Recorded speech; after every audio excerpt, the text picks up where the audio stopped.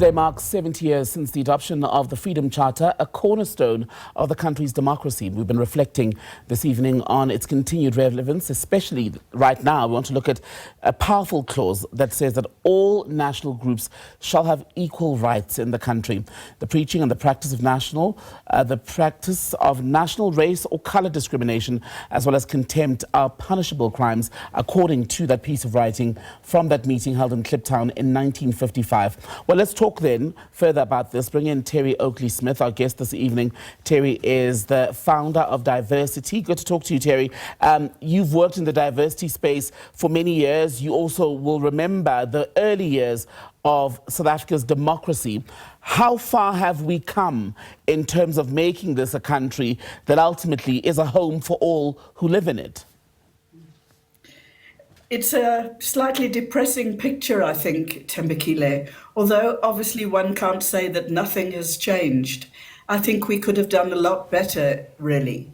If you think, for example, of the disparities in the education system, where we have some children going to schools in places where there are really no facilities, and teachers having to deal with 50 or 60 children in a class, and then other children who are more fortunate, living in urban areas, having a very much better education. Mm-hmm. But in terms of the racial dynamics of South Africa, I think that's particularly something that we could have done a lot better, and we could have tackled it head on. We took so many years to get the hate speech bill passed. I think it was only, in fact, passed last year. And I heard today of a young rapper who apparently is very popular with our youth. His name is Baby Days, has just released a song where one can clearly hear the K word. And I think that's so disappointing, Thembekile, because people often say to me, oh, yes, you know, in our generation, we heard these things and we behaved badly towards one another. But look at the youth. They don't have these feelings. They don't act in this way. And why do you think, Terry, just on that point, pardon me, that even among younger generations, especially people born after 1994, we are still seeing that racism and racial segregation is alive and well? No, it is, Thembekile. I mean, I've worked in a number of schools, for example, where there have been issues around race, not just the use of the K word, which seems to proliferate still, even though it's against the law now, but also other abuse of children of different races. And it's not just white on black racism, which is obviously the most common. We also see Indian children behaving badly towards African children, and so it goes on. And the sad thing about this is it's obviously something that's learned at home, because, you know, children don't do what their parents say. They tend to do what their parents do. And one wonders to what extent, you know, parents are really taking the bull by the horns and talking about our past, talking about the Freedom Charter and what, you know, when I think of what our hopes were, Thembekile, you mentioned, you know, me having been working, it's for 30 years now, in fact. And we had such high hopes in those early days. And it's really quite distressing that we haven't got further.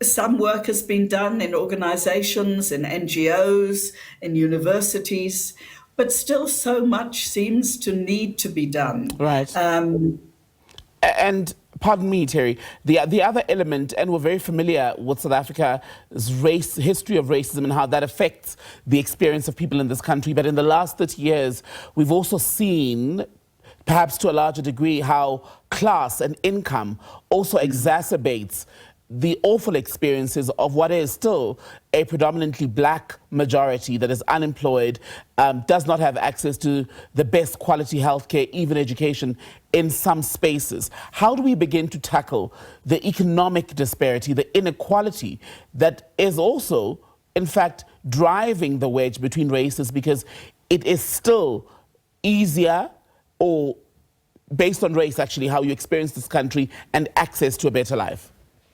Absolutely. I mean, if one looks at the latest Employment Equity Commission report, which looks at positions of people in organizations, those who are employed or not employed, we can see that white men still fill the majority of top and senior manager positions. Black women are the worst off in terms of that.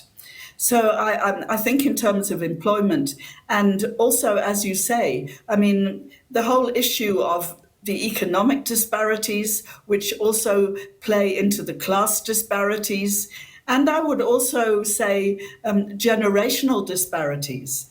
People of my generation, and even possibly your generation, Tembekile, your parents, I guess, had to suffer through apartheid, and you too. But it's sad to think that youngsters who didn't even experience apartheid themselves feel able to act with racist intention towards other groups. And our teachers seem unable to really deal with it. And even in organizations, many organizations don't even have policies on racism. So when it occurs, people are at a loss as to how to deal with it. So I think there's still really a great deal of work to be done. Briefly, if you can, in 30 seconds, Terry, are we going to be able to legislate ourselves to getting to the point where all national groups have equal rights in this country? I don't know if we'll be able to legislate ourselves. I mean, the Equality Act was supposed to really handle a great deal of that. But we see that there are laws, but people seem to break them with impunity. Thank you so much for speaking to us, Terry Oakley-Smith. Always a pleasure to have you on the SABC.